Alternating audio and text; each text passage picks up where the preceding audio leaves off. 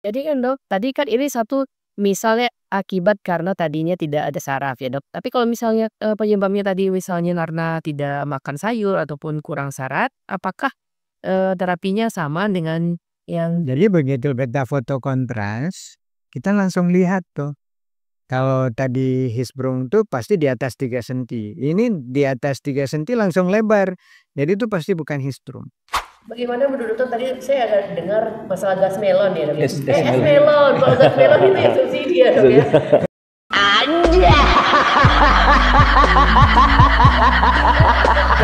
Es melon ini gimana ya Dok? Ini suatu, apa Dok, Jadi terapi es ya Dok? melon itu inovasi.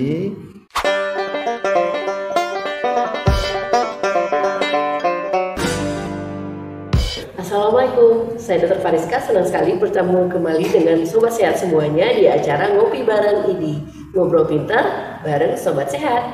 Nah, pada kesempatan kali ini kita akan mengulik dan membahas tentang Hirschsprung ataupun sembelit pada anak. Mungkin pada momi-momi semua agak sedikit kepikiran ya, kenapa nih anak saya susah BAB ya? Kok sering dikasih pecahan tapi tetap nggak mau BAB ya?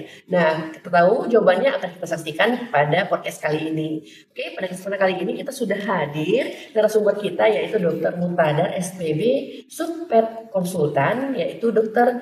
Muhtadar yang saat ini sebagai Ketua ID Kota Banda Aceh dan IKB Kota Banda Aceh. Dan Dr. Muhtadar ini sebagai alumni FKUSK dan alumni bedahnya di Unsri dan pediatrinya di UI ya dokter ya.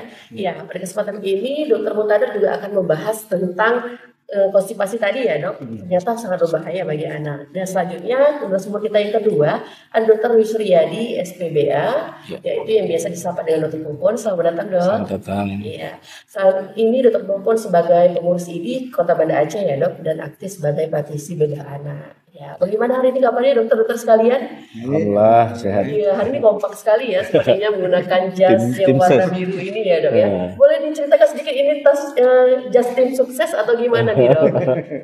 Jadi jaket ini kan kita mau PIT IKB, Oh, iya. Perhimpunan Bedah seluruh spesialis bedah seluruh Indonesia, cabang wilayah Aceh. Di Jakarta. Jadi di Jakarta dalam 2 hari ke depan, tanggal 28 sampai 27, 28 sampai 29. Jadi acara kita di sana termasuk ilmiah, kemudian ada main bola.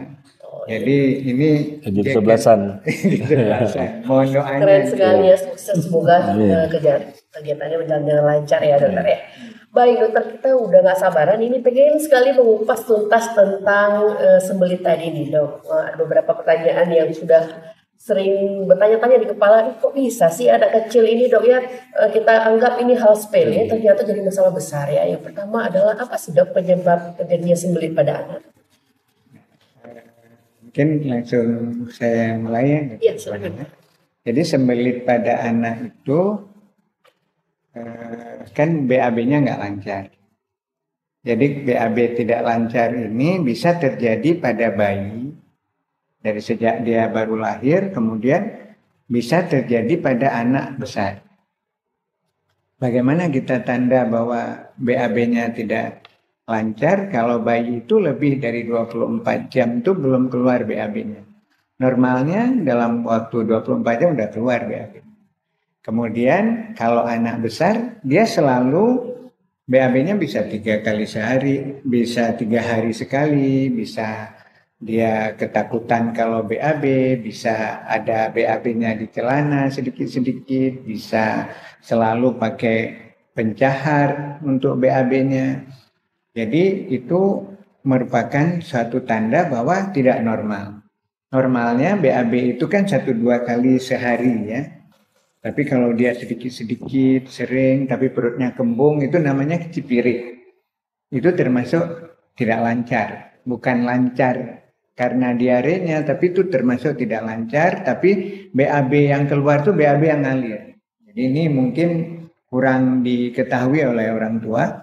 Kenapa anaknya perutnya kembung, BAB-nya lancar, padahal itu BAB yang mengalir. Nah, jadi itu bagian dari sembelit ya, tidak lancar. Nah, sembelit ini juga macam-macam sebabnya. Yang kita cerita tadi cenderung sebabnya karena kelainan dari sejak dia di dalam kandungan. Terjadinya di 3 bulan pertama pada saat pembentukan saraf. Jadi tidak terbentuk sempurna sarafnya. Nah, saraf itu namanya ganglion. Jadi dia tidak punya ganglion. Ganglion itu adanya di submukosa sama di muskularis dari dinding dari usus.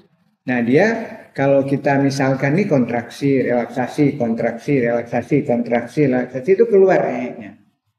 Nah, kalau dia nggak keluar, kontraksi, relaksasi, kontraksi, ini relaksasi nggak terjadi. Jadi di sini nggak lancar ngalirnya. Ini jadi megakolon, jadi besar. Nah, sehingga nanti ini tergang sedikit baru E-nya keluar atau dia ngalir sedikit-sedikit.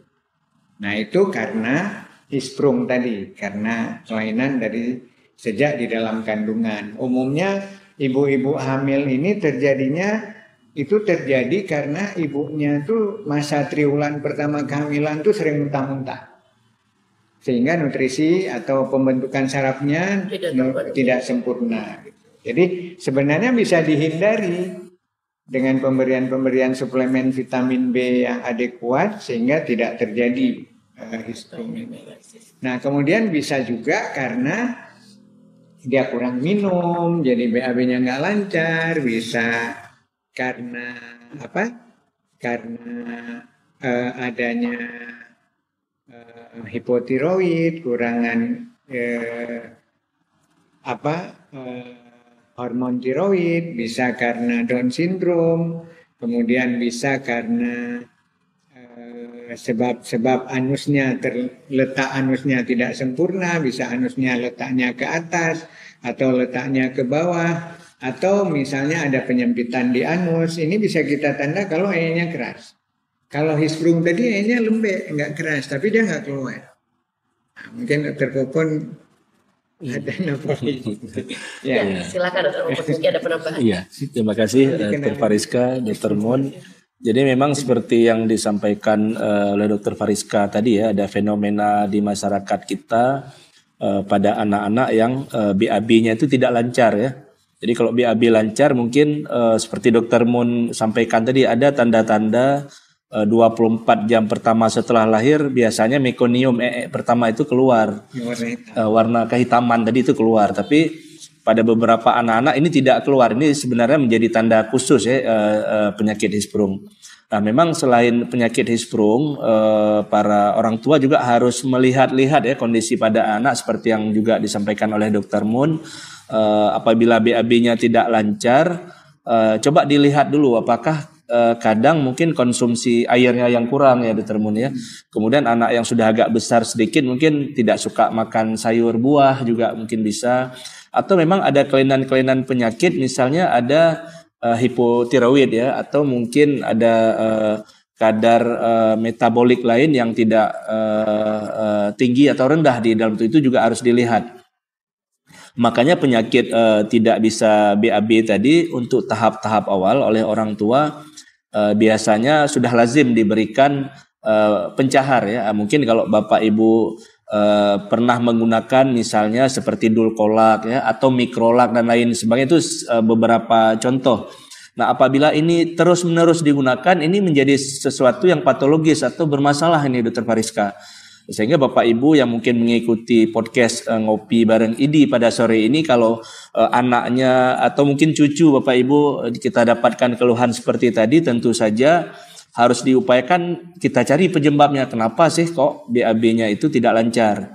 Nah, saya memang di tahun 2016 nih Dr. Fariska, saat awal sekali pulang ke Banda Aceh, itu oleh Dr. Muntadar, karena beliau beranak di Jakarta, saya di Jogja saat itu, beliau langsung menghampiri saya menyampaikan welcome to Hisprung City, dokter ya. Selamat datang di kota Hisprung. Nah, jadi Hisprung ini nama suatu penyakit, nama si penemu, di mana seseorang tidak lancar buang air besar karena ketidakadaan saraf pada bagian usus besar bagian bawah.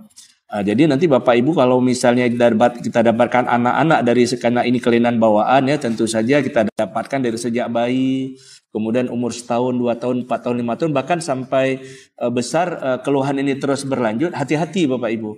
Hati-hati kalau ini terus terjadi, karena tidak akan mungkin orang mau buang air besar tapi selalu dipancing-pancing atau uji coba dengan memberikan obat pencahar tadi. Ini ada sesuatu yang bermasalah.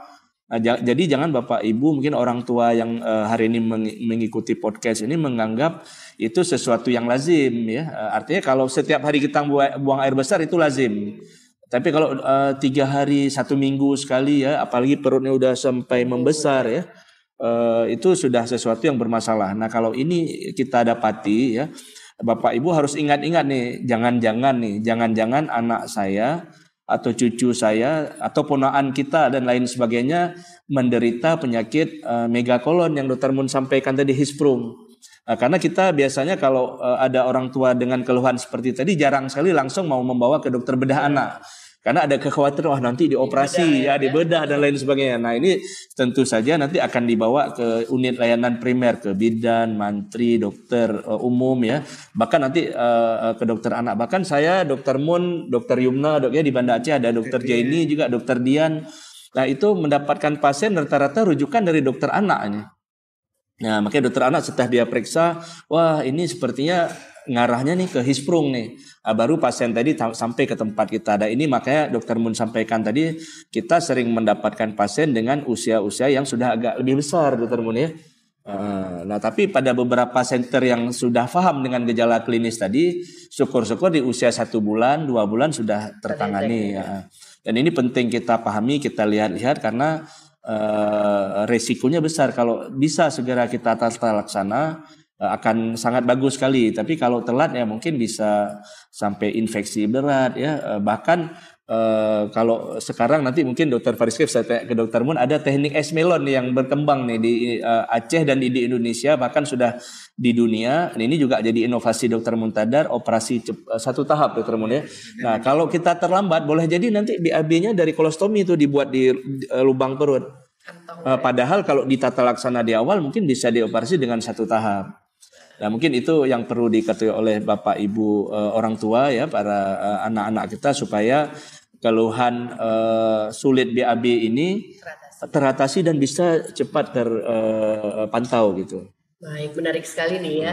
Jadi Dok, karena tadi saya dengar penyebabnya adalah tidak adanya saraf tersebut. Bagaimana kita mendeteksi bahwa saraf tersebut itu memang tidak ada pada anak itu, dan ini agak sulit ya kalau misalnya orang tuanya seperti dokter bilang tadi, mungkin tidak bisa dilihat sarafnya. Iya, tidak terdetek, atau mungkin ada pemeriksaan khusus Dok, atau gold standarnya untuk mengetahui saraf itu tidak terbentuk. Ya, jadi kita balik dulu ke sebab tadi, ada 10% karena keturunan. Ya, jadi kalau misalnya kakaknya hisprum, mungkin adiknya hisprum.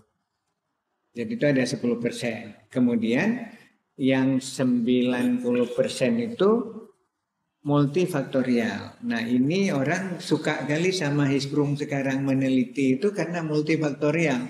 Termasuk faktor tadi mungkin ada kelainan di triwulan pertama, kemudian masalah suku Aceh, suku Eropa, suku misalnya Cina, kemudian Korea. Jadi masing-masing punya kekhasan tersendiri dari kulturnya ya, budayanya. Ternyata di Aceh banyak gitu. Ternyata di Aceh banyak, mungkin karena kita multi etnis juga, karena ada Eropa, Cina, ada India juga. Jadi faktor-faktor itu orang suka meneliti hisprum ini. Nah kemudian hisprum ini tadi kita tanda bahwa dia ini hisprum apa bukan. Yang pertama dari klinis. Klinis tadi BAB tidak lancar atau mekonium terlambat. Kemudian dia BAB-nya sedikit-sedikit, perutnya kembung, tapi dia tenang-tenang. Bisa ada muntah hijau. Dia minum kuat tapi perut kembung. Bisa disertai muntah hijau. Nah, Kalau istilah kita senyum misprung ya. Jadi dia perut kembung, lari-lari, Dia nggak begah dok ya? Nggak begah, dia senyum-senyum. Anak sehat ya. Nah, jadi anaknya, ibunya tuh seperti nggak ada masalah sama anak. Nah, itu klinisnya ya. Kemudian kalau nanti kita mau periksa lebih lanjut, kita akan foto. Foto, kita lihat ada gambaran udara sampai ke usus, udara sampai ke anus. Nah, itu tanda ususnya normal. Karena kalau nggak sampai ke anus, pasti mungkin ada sumbatan di bagian atasnya. Bisa atresia, ada sumbat di daerah kolon atau sumbat di daerah. Nah, kalau dia udah sampai ke distal ini, kemudian kita foto barium enema, nanti kelihatan zona sempit, ada zona transisi, ada zona dilatasi. Jadi kita masukkan kontras enema namanya. Jadi itu sebentar aja dimasukkan kontras, dari difoto nanti kelihatan. Ada zona sempit, zona transisi, zona dilatasi. Itu akan kelihatan normalnya 3 cm dari anus itu normal. Tidak ada saraf. Di atasnya itu nanti kita tinggal hitung. Mulai dari membesarnya itu berapa senti. Kalau misalnya 10 cm, nah berarti itu letak rendah dari hispro. Kalau dia nanti ada batas anus mau sampai ke usus besar yang kolon transversum ya, usus besarnya. Nah, sampai situ tuh udah letak tinggi. Kalau udah sampai ke usus halus tuh letak total kolon aganglionik. Jadi usus besar semua nggak ada sarafnya. Nah, setelah kita foto nanti kita pastikan lagi dengan biopsi. Biopsi itu nanti dilihat ada nggak sarafnya. Kalau pada bayi di bawah 1 tahun bisa dengan suction biopsi. Kita masukkan alat, hisap, dia cuma disedot aja sekitar 0,3 mili gitu, nanti di-PA-kan. Ada saraf apa enggak. Biasanya kita masukkan di 2 cm, 3 cm, sama 5 cm dari daerah anus. Jadi nggak pakai bius tuh, cuma masuk alat itu aja. Nah, bisa juga dengan full thickness biopsi. Nah, full thickness biopsi ini jadi catatan penting untuk kita sekarang lagi kita modifikasi, bukan modifikasi, maksudnya dia bisa jadi diagnostik dan terapi. Jadi kayak align myectomy namanya. Nah, sekarang dengan full thickness biopsi aja kalau di bawah 10 cm itu bisa sembuh. Nah, soal nanti dia akan tidak sembuh lagi tuh nggak tahu kita ya. Tapi sekarang selama ini pakai dulcolax, setelah kita full thickness biopsi dia sembuh. Nah, jadi sebenarnya udah lebih praktis lagi, sehari rawat udah pulang, dia udah nggak pakai dulcolax lagi. Nah, jadi ada beberapa kemudahan karena kasus kita banyak, dengan full thickness bisa jadi terapi. Jadi sesuai dengan Dokter Parisa tanya tadi, bahwa diagnosa pastinya tuh dengan pemeriksaan patologi. Baik dok. Berarti ternyata ini bukan hal yang sepele ya dokter ya. Kadang-kadang kita mikirnya oh ini nggak BAB mungkin karena kurang minum saja. Tapi bukan kurang minum saja ternyata ya, bisa terjadi saja karena tidak ada saraf tadi ya dok ya, yang bisa mendorong BAB tadi sampai ke pada tempatnya dok ya. Bagaimana menurut dokter, tadi saya ada dengar masalah gas melon ya dok ya. Es melon, kalau gas melon itu ya subsidi ya dok ya. Anja. Melon ya, es melon ini gimana ya dok? Ini suatu apa dok? Jadi es melon itu inovasi teman-teman kita dokter bedah anak yang ada di Aceh, saya, dokter Popon, dokter Yumna, dokter Dian, untuk melakukan tindakan setelah mendiagnosa hisprung, melakukan tindakan 1 tahap. Mau dia bayi, mau dia anak besar, semua kita lakukan 1 tahap. Jadi dari 2010 sampai sekarang, memang inovasi kita ini dari 2017 yang maksimalnya, dominasinya. Jadi kita hampir semua melakukan 1 tahap. Nah, dan hasilnya alhamdulillah bagus. 1 tahap itu maksudnya dari anus kita operasi 2 cm di atas linea dentata, batas anus itu. Kan ada 1 cm dari anus itu ada linea dentata di dalam. Biasanya kita 2 cm itu masih normal aganglionik, di situ kita sanggup.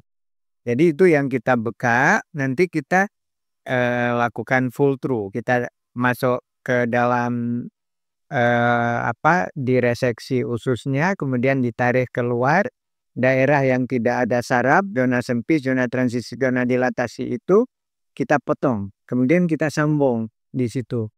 Nah, alhamdulillah hari ketiga dia udah pulang, nggak perlu pencahar lagi. Dia paling kontrol setiap 14 hari untuk kita anal dilatasi. Kita pertahankan anusnya tetap melebar.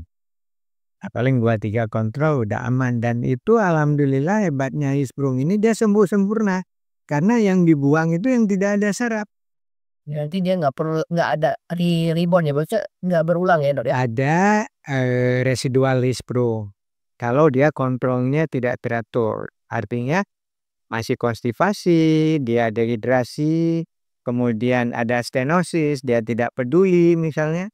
Nah, tanda stenosis pasca operasi itu BAB-nya sedikit-sedikit kecipir, itu tanda sempit.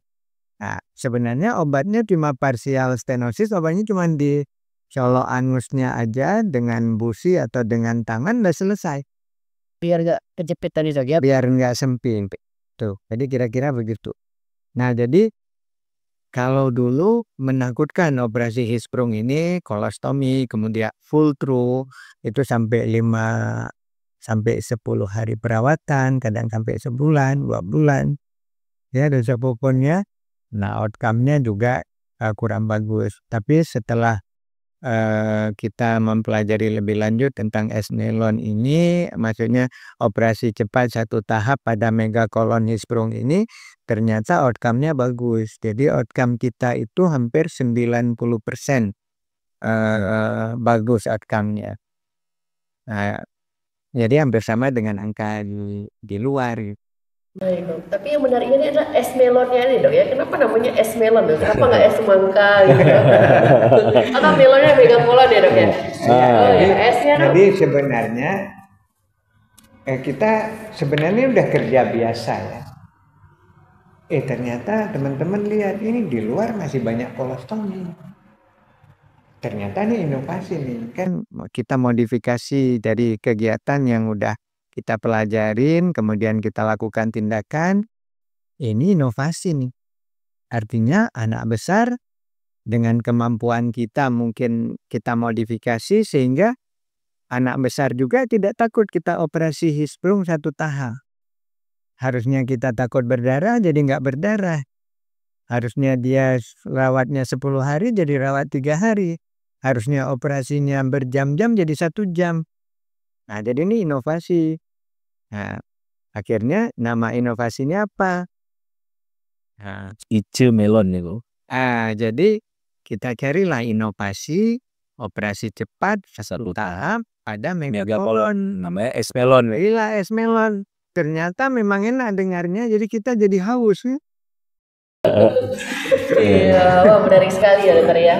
Bagaimana nih Dokter Popon mengenai es melon ini tadi, kira-kira apakah ini menjadi suatu hal yang sangat menguntungkan bagi kita untuk lebih cepat menangani Hisprung tadi ya, Dok ya? Jadi memang Hisprung tadi tidak mudah juga kita tegakkan ya. Jadi pasien harus melewati beberapa tahapan ya, dari histori, kemudian pemeriksaan fisik, kemudian pemeriksaan penunjang, tadi foto kontras ya. Jadi dimasukkan dari duburnya itu kontras, kemudian kita lihat zonanya seberapa tinggi.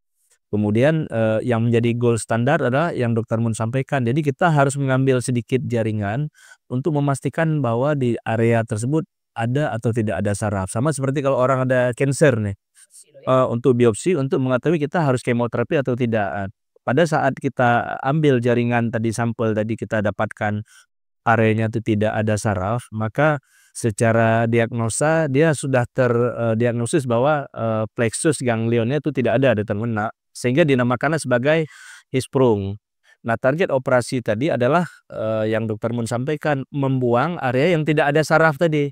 Artinya dengan melakukan tindakan es melon, atau kalau di luar mungkin kita dengan karena approach-nya ini dari anus, jadi namanya transanal endorektal pull through, Dok ya. Cuman kan kalau kita transanal endorektal pull through kan di istilah awam agak susah. sehingga disempurnakanlah inovasi tadi dengan penamaan yang mungkin mudah dipahami oleh para klinisi, tidak menekan wah haus nih segar es melon. Jadi goalnya adalah kalau pada orang Hisprung ini BAB-nya mungkin 5 hari atau 7 hari satu kali, tapi setelah kita lakukan tindakan es melon tadi, outcome-nya berubah. 1 hari bisa 5 sampai 7 kali Dok ya. Karena daerah yang ada saraf tadi sudah kita buang, artinya memang lumen atau diameternya sudah besar dan sudah memiliki saraf sehingga akan dilatasi yang bagus sehingga buang air besar akan lebih lancar. Dan nanti seiring berjalan waktu mungkin 1 hari 5-7 kali akan menyesuaikan ya mungkin 3 kali turun jadi 1 hari sekali sehingga harapannya adalah akan sama seperti anak-anak yang lainnya dengan buang air yang besar bisa lancar Dokter Mun ya. Kalau dulu dia mungkin di celana ada BAB-nya, sekarang udah nggak ada lagi ya. Udah gak kecipiri lagi Dok. Nggak kecipiri. Jadi kan Dok, tadi kan ini satu misalnya akibat karena tadinya tidak ada saraf ya Dok. Tapi kalau misalnya penyebabnya tadi misalnya karena tidak makan sayur ataupun kurang serat, apakah terapinya sama dengan yang Jadi begitu beta foto kontras, kita langsung lihat tuh. Kalau tadi Hisprung tuh pasti di atas 3 senti. Ini di atas 3 senti langsung lebar. Jadi itu pasti bukan Hisprung. Nah, Sehingga hanya perbaiki lifestyle aja gitu ya. BAB-nya. Kalau dia kurang cairan pasti BAB-nya keras. Nah, kemudian kita lihat sekitar anus tuh ada nggak luka. Fisura ani namanya karena dia takut beol, karena dia kurang minum sehingga di sekitar anusnya tuh luka. Namanya fisura ani. Nah, fisura ani itu kan kita langsung lihat nih. Oh, anusnya merah, pasti ini ada masalah nih. Kita obatin dulu fisura ani. Jadi kita ada salep, kita racik. Kalau sebabnya bukan karena Hisprung. Biasanya kalau udah kelihatan ada luka di anus atau riwayat dia kurang minum atau dia BAB-nya tuh tidak lancar karena heeknya keras, kita pasti nggak perlu foto barium. Ya, Dokter Popon ya. Jadi kita biasanya langsung kasih herbeser sama vaselin kita buat salep. Jadi konservatif sih. Nah, konservatif. Jadi dioles di anus nanti kita lihat dalam 1-2 minggu ke depan. Kalau BAB-nya lancar berarti udah selesai ya. Wih, sedikit Dok, maksudnya diolesnya itu di luar Di luar saja. tapi dia terangsang juga Dok ya? Bukan, kan sebabnya bukan karena Hisprungnya, tapi karena fisura aninya. Karena dia dia harus banyak, kemudian dia harus toilet training barang 10 menit tiap pagi. Saya sering ganggu pasien begini, nanti duduk di toilet tiap 10 menit. Kalau nggak sempat daring aja, suruh siapa yang sempat.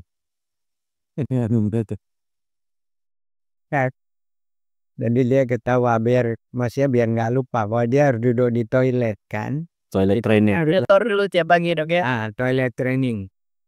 Jadi itu. Nah, kalau letak anusnya juga ke atas, ke bawah atau ada penyempitan pasti BAB-nya keras.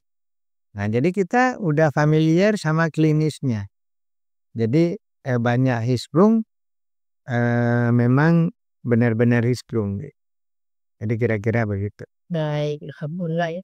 Ternyata walaupun halnya kecil tapi berdampak yang besar ya Dok kalau kita tidak atasi segera ya Dok ya. Dia heterokolitis. Apalagi kalau misalnya anak-anaknya yang baru besar ya Dok, seperti sebelah tadi ada yang umur 8 tahun ya Dok ya, bukan anak kecil saja ya mengalami. Jadi yang daskan kita tuh yang dia terlambat enterokolitis itu BAB-nya tuh kayak lumpur. Dan bau ya. Nah, baunya Beda bau.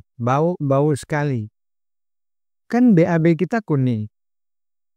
Kalau misalnya ini tepi-tepi kita ini mirip lumpur tuh kira-kira kayak gitulah warnanya. Ya, di dinding kita ini kayak lumpur misalnya, gitu warnanya.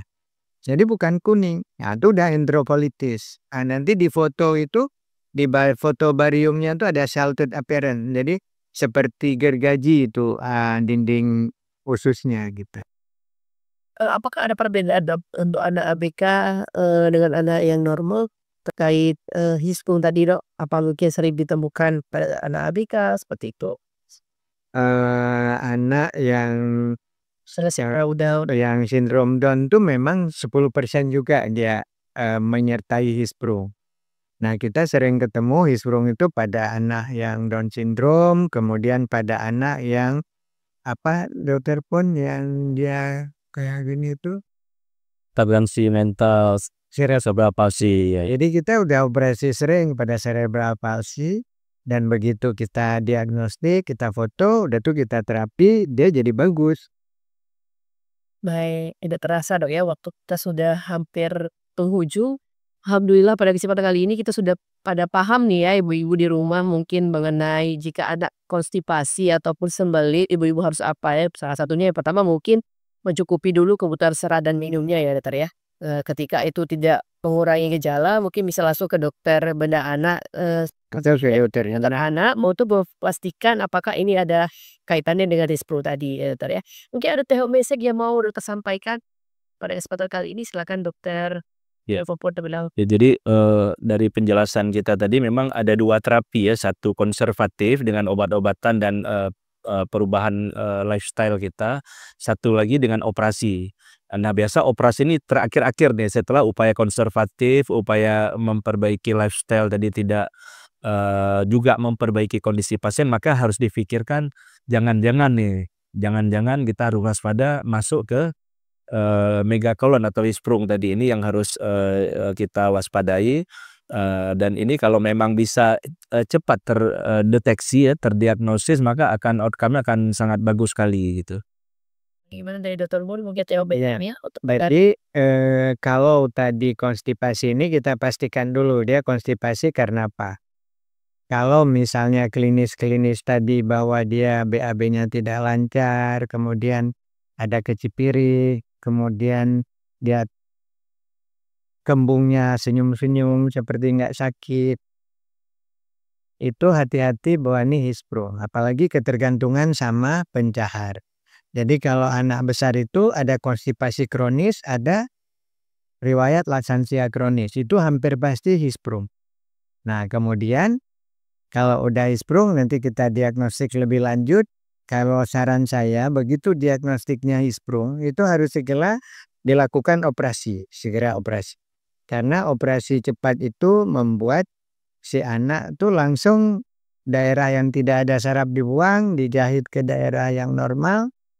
Nah, kemudian dia biasanya akan sembuh sempurna.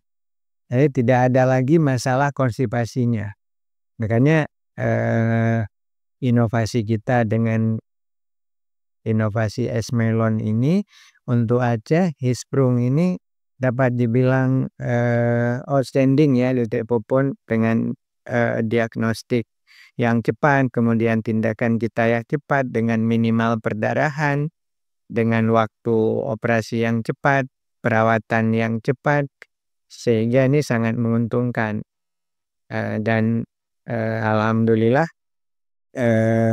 mungkin hampir sama dengan di center-center yang udah maju. Mungkin gitu. Baik, terima kasih Sobat Sehat semua sudah ikut berpartisipasi dan meramaikan podcast kali ini yang bertema dengan sembelit pada anak. Kita akan jumpa lagi pada kesempatan berikutnya. Wabillahi taufiq wal hidayah. Assalamualaikum warahmatullahi wabarakatuh.